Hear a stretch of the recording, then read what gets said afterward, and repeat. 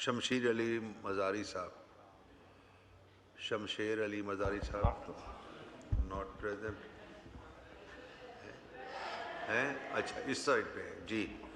Mic खोलें शमशेर मज़ारी साहब का। बिस्मिल्लाहिर्रहमानिर्रहीम। बहुत शुक्रिया जनाब स्पीकर साहब। सबसे पहले मैं अल्लाह ताला का बेहद मशकूर हूँ कि ईरान अमेरिका कॉन्फ्लिक्ट में जिस तरह पाकिस्तान को अल्लाह पाक ने इज़्ज़त दी, वो एक प्राइड मोमेंट है हर पाकिस्तानी के लिए। और इसमें जिस तरह हमारे प्राइम मिनिस्टर, हमारे आर्मी चीफ साहब ने और उनकी टीम ने दिन रात मेहनत की,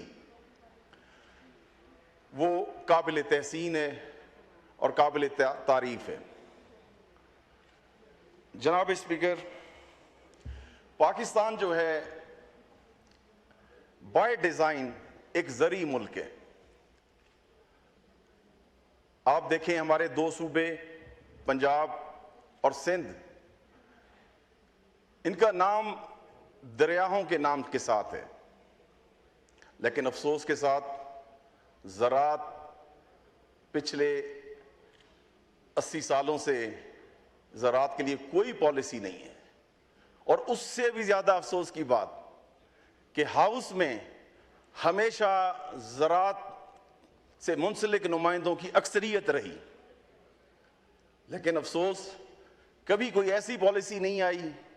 हम ऐसे रहे जैसे कोई गूंगे बहरे हों। दो साल पहले ज़राअत के साथ हुआ जो गंदम के साथ हुआ, आज उसका रिजल्ट पूरे पाकिस्तान में है।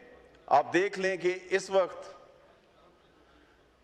जून चल रहा है और गंदम के प्राइसेस कहां मूव कर रही हैं। दिसंबर में गंदम का क्या हाल होगा वो सबके सामने आया है। ये पॉलिसी मेकर्स जो ऊपर बैठ जाते हैं ठंडे कमरों में, खुदा का वास्ते ज़री लोगों को इन पॉलिसी मेकर्स के बजाय बिठाया करें। ये मुल्क बार बार तजर्बों का मुतहम्मिल नहीं है। एक ही चीज है जो आपकी जीडीपी चला सकती है, वो ज़राअत है। हमें कोई किसी किस्म की भी मरात नहीं चाहिए। हमें हमारे क्रॉप की प्रॉपर रेट दे दें, हम उस पे भी खुश हैं। हम जब गंदम काश्त करते हैं हमें कॉस्ट 3,000 रुपए पड़ती है और हमसे गवर्नमेंट 2,200 रुपए खरीदे या आड़ती 2,200 रुपए खरीदे या मिडल मैन 2,200 रुपए खरीदे। मुझे बताएं किस तरह ये ज़राअत चल सकती है। इंडस्ट्री यहाँ चल नहीं रही, ज़राअत यहाँ जानबूझ के बिठाया जा रहा है। मुझे तो ये लगता है कि जैसे इस मुल्क में ऐसे अनासिर आ गए हैं जो जानबूझ के इस मुल्क की इकोनॉमी को तबाह कर रहे हैं। लेकिन अफसोस की बात है किसी की तवज्जो उस तरफ नहीं है। अब जिस तरह इस वक्त ये जो मसला खित्ते में जो तब्दीलियां आ रही हैं, इसमें पाकिस्तान की गवर्नमेंट ने जिस अंदाज में रोल प्ले किए, अब हमारा उससे भी बढ़ के इम्तिहान शुरू हो गए। वो अल्लाह ने जो हमें इज्जत दी है, अब इस खित्ते की जो तब्दीली की जो सम्राट आने हैं, क्या हम उसके लिए तैयार हैं या हम उसके लिए तैयारियां कर रहे हैं? क्योंकि ईरान के साथ अगर हमारी ट्रेड शुरू हो जाती है तो वो ट्रेड ईरान के लिए जितनी बेनिफिशरी है उससे 1000 दर्जा वो हमारे लिए बेनिफिशरी है। लेकिन मुल्क का इलाका बलूचिस्तान है, क्या बलूचिस्तान को न्यूट्रलाइज करने के लिए कोई पॉलिसी इस वक्त ज़ेरे गौर है? क्या वहाँ के नौजवान को पाकिस्तान के साथ दोबारा मुंसलिक करने के लिए कोई पॉलिसी बनाई जा रही है? क्योंकि वो सारे, मैं खुद एक बलोच हूँ और बॉर्डर एरिया पे ही रहता हूँ, सारे प्रो पाकिस्तानी हैं। लेकिन एक गलत आदमी जब आके गलत सीट पे बैठ जाता है तो उसका इम्पैक्ट पूरे खित्ते पे पड़ता है। जनाब स्पीकर, इस वक्त मेरे भाई पुलन साहब मेरे साथ बैठे हैं, इनसे मेरी यही डिस्कशन हो रही थी कि 25,000 सूबाई सीटें हैं, जॉब्स हैं और 25,000 20,000 के करीब विफाक में 6% कोटा है।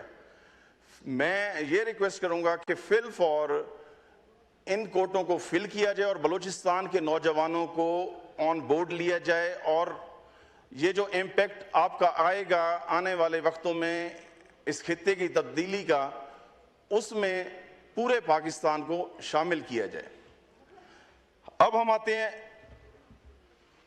अपने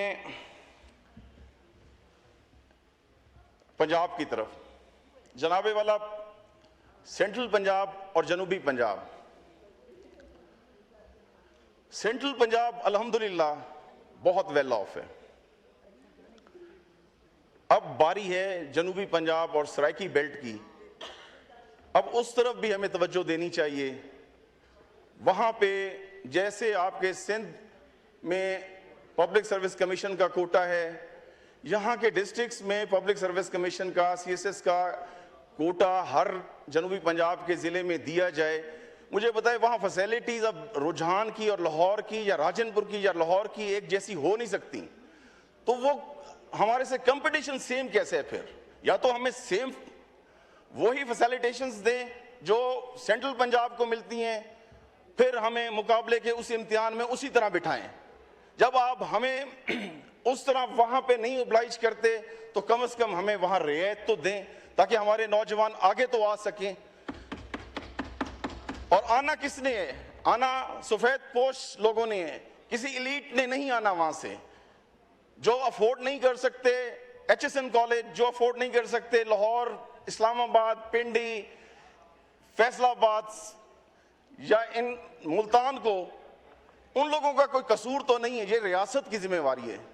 मैं सलाम पेश करता हूं भुट्टो साहब के इस विजन को कि उन्होंने सिंध में जिस तरह ये कोटा सिस्टम राइज किया। आज हम देखते हैं वहां पे, मेरे एक दोस्त हैं शाहनवाज चाचड़ साहब, कश्मीर से ही हैं, इस वक्त SSP बदीन है, वो एक स्कूल टीचर के बेटे हैं।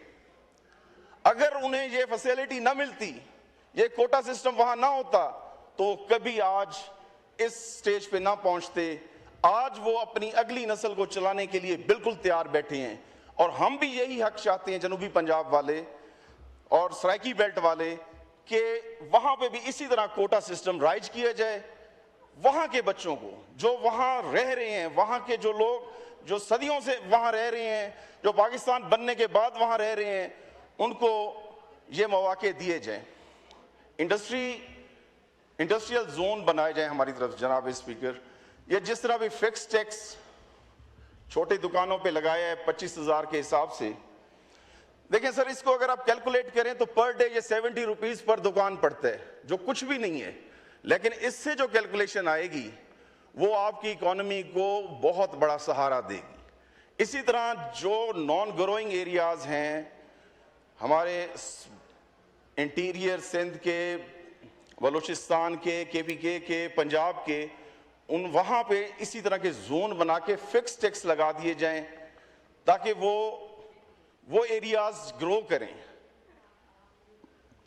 और इसके अलावा अब मैं स्पेशली पंजाब गवर्नमेंट का बेहद मशकूर हूँ कि उन्होंने तहसील रुझान और तहसील सादिकाबाद को 23 अरब रुपए का कच्चा पैकेज दिए।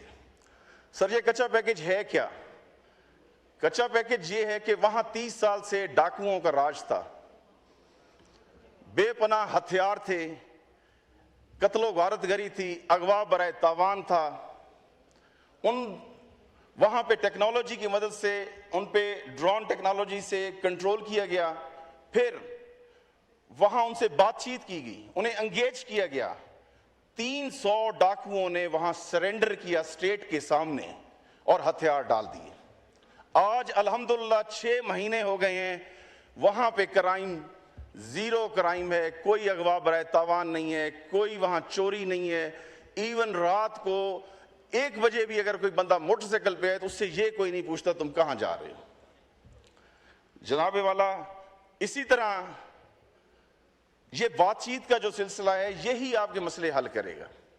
पाकिस्तान में जहां जहां भी जो मसाइल हैं उनका हल सिर्फ बातचीत है। बातचीत जो मामलात हल करता है वो लाठी नहीं कर सकती। खासकर जो बलोच कौम है वो तो लाठी से बिल्कुल नहीं मानती। बलोचों से बात करें, उनको लेके आए, कौमी धारे में लेके आए, वो आने के लिए तैयार हैं। अभी जिस तरह यहां सरेंडर हुआ है तो बलूचिस्तान के कुछ लोगों ने राब्ता किया, जी हम भी सरेंडर करना चाहते हैं, उनके लिए पॉलिसीज बनाएं। हमारा जो बलूचिस्तान का सीएम बैठे बहुत एनर्जेटिक है, उसके पीछे मुकम्मल तौर पे अगर पाकिस्तान की रियासत खड़ी हो जाए तो वो आपको इंशाल्लाह बहुत अच्छे रिजल्ट दे सकते हैं। जनाबे वाला, बलूचिस्तान में 600 किलोमीटर कोस्टल हाईवे है सर, कोस्टल बेल्ट है। गवादर से लेके कराची तक टोटल 700 कोस्टल बेल्ट है, लेकिन 600 किलोमीटर जो है वो कोस्टल बेल्ट बलूचिस्तान में खाली पड़ी है। वहां इंटरनेशनल दुनिया को लेके आए, वहां इंडस्ट्रियल जोन बनाएं। जब पैसा आएगा अमन खुद ब खुद आएगा।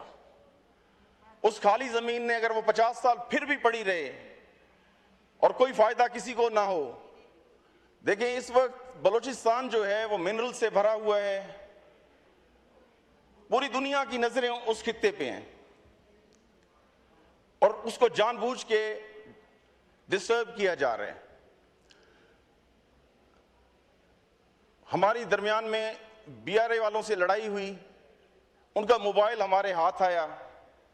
यकीन माने वो जब उन्होंने अपने कमांडर को मैसेज किए हुए थे कि सर हमारी तनख्वाह 3-3 महीनों से नहीं मिली, तनख्वाह कितनी थी 25,000 30,000। ये इस तरह उन नौजवानों को गुमराह किया जा रहा है। ये रियासत क्यों नहीं करती? रियासत उन्हें क्यों नहीं इस तरह लेके आती? 25-50 हजार क्या चीज है रियासत के लिए जी? कितने नौजवान वहां होंगे? ये रियासत के काम है, उस पर तवज्जो दी जाए और इंशाल्लाह उसका रिजल्ट आएगा जी। हमारा एक शेख खलीफा पुल है सर, क्योंकि इस वक्त हमें पंजाब गवर्नमेंट की तरफ से और फेडरल गवर्नमेंट की तरफ से हमें साइंस और टेक्नोलॉजी इंस्टीट्यूट दिया गया है राजनपुर को, जो 3 अरब रुपए का है, और पंजाब गवर्नमेंट की तरफ से हमें 23 अरब रुपए दिया गया है। इसलिए हम, क्योंकि लोगों की डिमांड है कि वहाँ एक शेख खलीफा पुल है जो काफ़ी अरसे से तैयार है, सिर्फ उसकी 7 किलोमीटर अप्रोच रोड बननी है। मैं ये रिक्वेस्ट करूँगा जनाब पीएम साहब से, वो पंजाब का मंसूबा है, उसको यहाँ पीएसडीपी में ब्लॉक एलोकेशन में ला के ये अगर 7 किलोमीटर हमारे बन जाएं तो यकीन माने रहीम यार खान और रुझान का जो इस वक्त ट्रेवल है वो तकरीबन 180 किलोमीटर है, वो सिर्फ 60 किलोमीटर रह जाएगा। और उससे जो इंडस हाईवे और मोटरवे दोनों लिंक हो जाएंगे, बलूचिस्तान लिंक हो जाएगा, कश्मीर लिंक हो जाएगा, ये आपकी इंडस हाईवे टू पेशावर वो सारी लिंक हो जाएगी। ये सारा खित्ता जो है एक सिर्फ 7 किलोमीटर की वजह से इस वक्त वो अधूरा पड़ा है जी। और पुल भी यूएई गवर्नमेंट ने बना के दिए। सिर्फ हमें ये 7 किलोमीटर गवर्नमेंट दे दे, कोई इतना बड़ा मसला भी नहीं है, तो इंशाल्लाह ये मसला हमारा हल हो जाएगा। एक इशू एनएचए का है जी, जो मैंने बार बार एनएचए के सामने उठाया है। वहां पे इंडस हाईवे बन रही है, डबल हो रही है, अभी रोड नहीं बनी तो उन्होंने टूल प्लाजे लगा दिए जी 1 साल से। भाई जब टूल टैक्स तो उस वक्त आप ले सकते हैं जब आपकी रोड बनी हुई हो, लेकिन यहां अंधेर नगरी ऐसी है, रोड अभी बन रही है और टूल टैक्स पहले लेना शुरू कर दिया गया है। और फिर दूसरी सोने पे सुहागा ये देखें कि रुझान से लेके कश्मीर से लेके डीजी खान 220 किलोमीटर है सर। 220 किलोमीटर में 3 टूल प्लाजे 100 किलोमीटर में, और 120 किलोमीटर में कोई टूल प्लाजा नहीं है। यानी कि कोई प्लानिंग नहीं है डिपार्टमेंट्स की, कहीं पे कुछ नहीं है। जहां दिल करे बादशाहों की तरह अपने फैसले करते हैं, फिर अपने गलत फैसले के बारे में उनसे बात करें तो गलत फैसले को सही करने की कोशिश भी नहीं करते। मैं कई दफा जनाब मिनिस्टर साहब से मिला, हमारी कमेटी जनाब इजाज खान जकरानी साहब के ने इस पे काफी दफा स्टैंड लिया, लेकिन कुछ नहीं हुआ। बहरहाल ये हमारी सदाएं हैं, सुनी जाएं। और मैं फिर अपने प्राइम मिनिस्टर का, अपने आर्मी चीफ का बेहद मशकूर हूं और फिर तवक्को रखता हूं कि जिस तरह यहाँ पे आपने मेहनत की है, अब जो पॉजिटिव समरात आने हैं इस खैर से, उस पे इससे ज़्यादा मेहनत होनी है। और हम तवक्को रखते हैं कि आने वाला जो टाइम है वो इंशाअल्लाह पाकिस्तान का है, पाकिस्तान पाइंदाबाद। बहुत शुक्रिया। शुक्रिया।